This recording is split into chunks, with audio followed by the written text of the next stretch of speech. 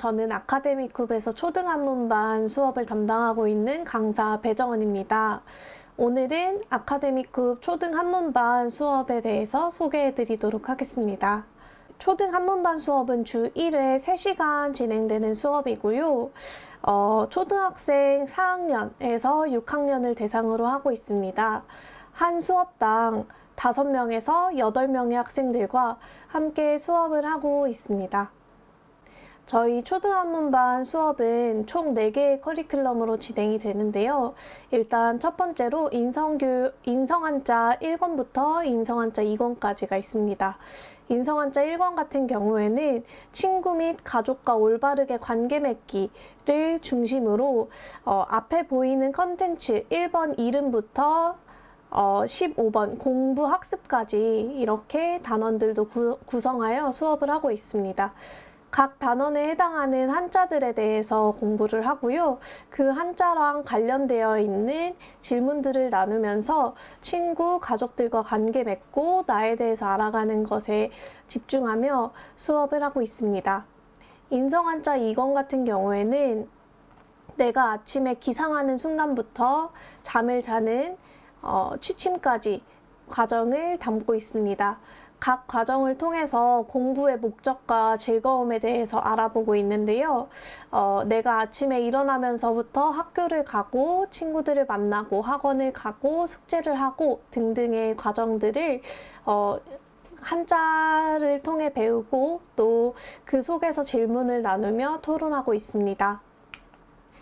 다음 단계로는 한국사 편지라는 책을 기반으로 역사 한자 공부를 함께 하고 있습니다. 역사 공부를 함께 하고 또 한자를 함께 배우면서 세상에 대해 깊은 이해를 바탕으로 자기 자신에 대해서 이해하는 과정입니다. 한국사 편지라는 책을 기반으로 자체 제작한 컨텐츠 수업 교재가 함께 준비되어 있고요. 이 과정을 통해서 역사를 배울 뿐만 아니라 역사를 배우면서 나 자신에 대해서 공부하는 그런 시간입니다. 마지막으로는 철학 한자가 준비되어 있습니다. 철학 한자 과정에서는 각 철학자들에 대해서 그 사람의 사상을 배우며 청소년기 때 고민해보면 좋을 법한 질문들을 함께 나누고 있습니다. 예를 들면 존 스튜어트 밀이 질문하는 것은 노는 것이 공부하는 것보다 과연 행복할까? 이런 질문들을 함께 나누고요.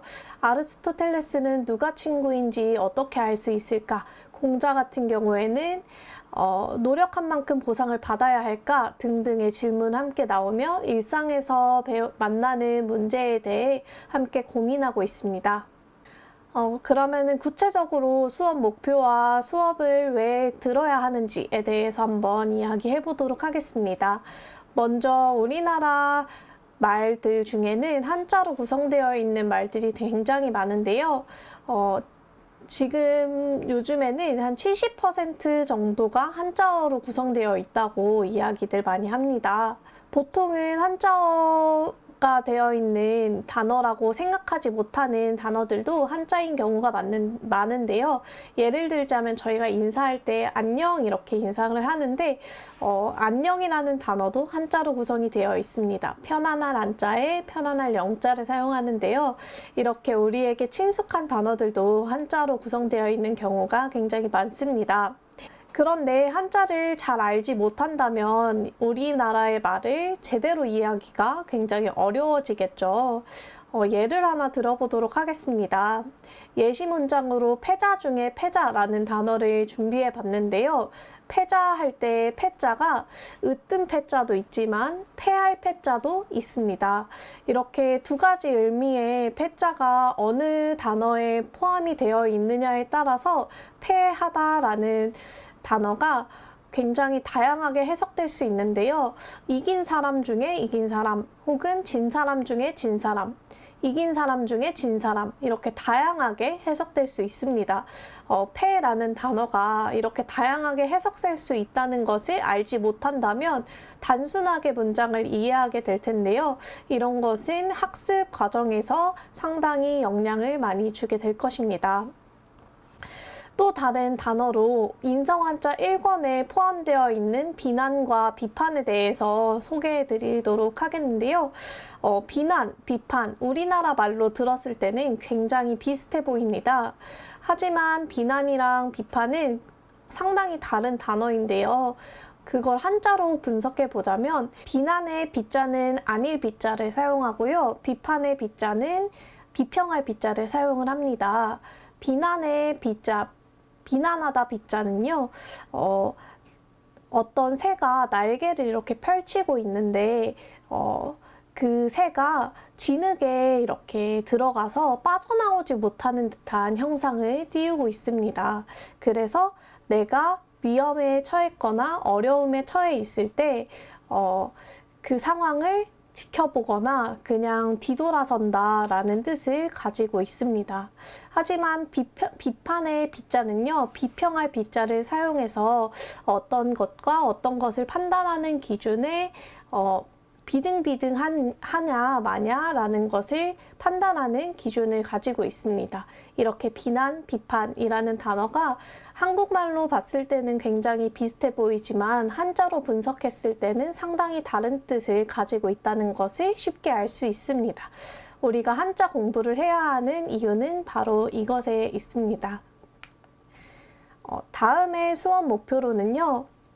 어휘력 및 표현력을 향상시키는 것에 있습니다. 이 한자 공부를 계속 하다 보면 우리가 한자 하나하나를 살펴보는 것, 그리고 이 단어 속에 있는 의미를 살펴보는 것에 집중하게 되어 있습니다. 그래서 학생들은 모르는 단어를 발견하게 되었을 때 선생님 이 단어는 무슨 뜻이에요? 이거는 어떻게 한자로 구성되어 있어요? 라고 자연스럽게 질문하게 됩니다. 예를 들면은 수업 중에 역사 한자를 공부하고 있는데 복지라는 단어가 나왔어요. 그럴 때 복지라는 단어 무슨 뜻인지 느낌적으로는 알겠는데 정확한 의미도 알고 싶어요 라고 질문하는 학생이 있었습니다. 이렇게 단어에 대해서 관심을 가지고 문장을 정확하게 해석하고 싶은 욕구를 끌어올리면서 어휘력을 향상시키는 효과가 있습니다. 또 내가 생각하는 것을 말로 표현하고 글로 써보는 연습을 상당히 많이 하는데요. 우리는 한자 공부를 하는 것뿐만 아니라 청소년기에 고민해보면 좋을 만한 질문들을 상당히 많이 나누고 있습니다. 그런 질문들을 표현할 때 내 생각을 그냥 마구마구 쏟아내는 것도 좋지만 그것뿐만 아니라 내 생각을 글로 한번 정리해보고 그것을 정리된 생각을 말로 표현해보는 연습을 하고 있습니다. 이러면서 표현력을 향상시키고 서로 발표하겠다고 이렇게 투닥투닥 하기도 하는데요. 선생님 제가 먼저 이야기해볼게요 라고 이야기하는 경우가 굉장히 많습니다. 그러면서 점점 표현을 하기 꺼려하는 학생들도 표현을 하고 싶어하고 또 발표하는 것에 자신감을 갖게 됩니다. 마지막으로 학습 내용 내면화입니다. 저희가 배운 단어들은 일상과 관련되어 있는 경우가 많은데요. 이런 것들은 수업 시간에 공동체 놀이 학습을 함께 하면서 그것들을 몸에 내재화하는 경우들이 많습니다. 놀이학습과 협동학습을 함께 하는 건데요. 정말 다 풀어놓고 아이들이 놀이터에 나가서 뛰어놀기도 하고요. 이런 경우에는 선생님이 관찰하며 어떤 모습을 드러내는지 보호자분들과 함께 상담하는 시간을 갖습니다. 그리고 마지막으로 고민을 나눌 수 있는 또래와 선생님이 생긴다는 것이 굉장히 중요한 목표 중 하나입니다. 저희가 수업 시간이 일주일에 3시간 만나는 수업 시간입니다. 굉장히 긴 시간 동안 함께 하고 있는데요.